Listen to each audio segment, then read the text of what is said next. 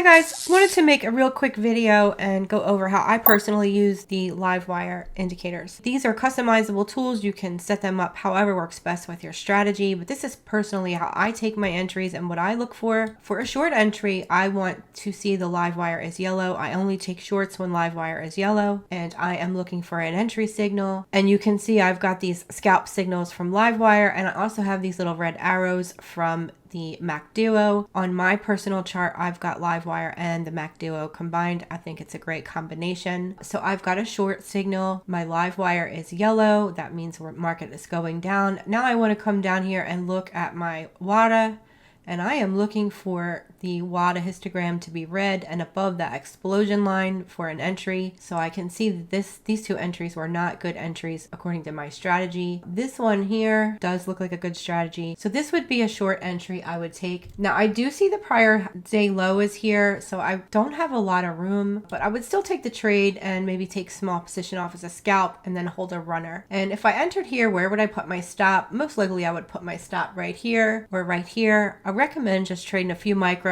holding on to them for a long move. Keep a small risk, big reward. That is the way to do it. And then let's move on to a long entry. So the rules are the opposite for the long entries for me. I want the LiveWire to be blue, which means the market is going up. I am looking for an entry either on the LiveWire or on the Mac Duo. Right here you can see I got a Mac Duo long entry. I want the histogram on the WADA to be green, and I want it to be above the white line, which it is. This is a good long entry. I've got plenty of room to this target up here. I would enter here, and where would I put my stop? I would put my stop either somewhere down here or somewhere down here. Now, something I would be looking for is if I'm wrong. You know, I've got a big stop. Obviously, I don't want the market to hit my big stop. That is not the way to go. If I entered here, my realistic stop should be here, and that's my mental stop. But I put my stop physically down here just to give myself a little wiggle room, and I'm only trading 2 to 3 micros. Even if the worst case scenario happened and it came all the way down here and stopped me out, it's not going to be a significant amount of money. But I entered here, the market went up, didn't quite reach my target yet, and then it came back and it closed below the LiveWire. That is my exit signal, guys. That is what tells me to get out. I want to try to get out break even. I can see bar number 2 pulled back to just about break even. When it got here, I would move my stop really tight to the LiveWire, and I would take a very small loss here. That is how I exit. If I was short here, riding this trend down, and I would be trailing my stop every time we broke a pivot low, I would be trailing my stop. Break a pivot low, I'm going to trail my stop. As soon as we cross above the LiveWire, that is my exit signal. I might not do it right away. I can see this one came back. I would be exiting close to here, certainly once we broke this pivot. So the LiveWire keeps me on the right side of the market, and it also tells me when I am incorrect and I need to get out. So on this trade, if I had let my stop here get hit, and it's right, the market's still going, but it's very possible that I could hit here. I don't want that. So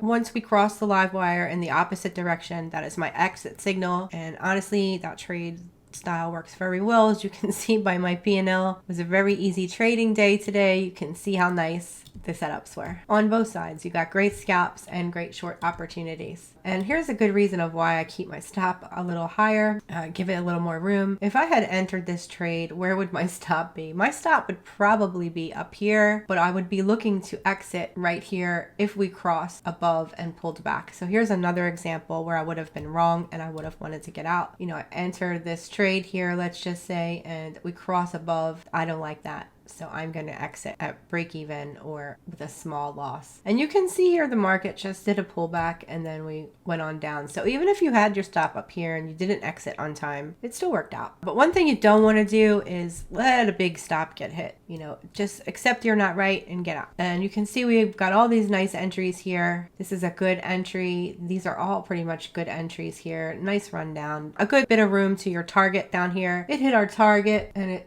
bounced back up, and then we broke down. So this is how I personally am using LiveWire. You can see the signals are really reliable. Certainly want to combine it with price action concepts. You know, not all signals are high quality, but I think even just trading this alone is great. Here's another example where we got a long entry, but our WADA kept us out of that one because it's red and we don't take trades on the long side when the WADA is red. So I wouldn't have entered here. I wouldn't have entered until here. It looks like. That is a good entry. We got a long signal. Our WADA is green. Our LiveWire is blue. I have a clear identified target above. I've got the expected high and the prior day high. I would definitely be taking that trade and just trailing my stop along the way. So I hope this video was helpful for you guys. Let me know if you have any questions. Bye.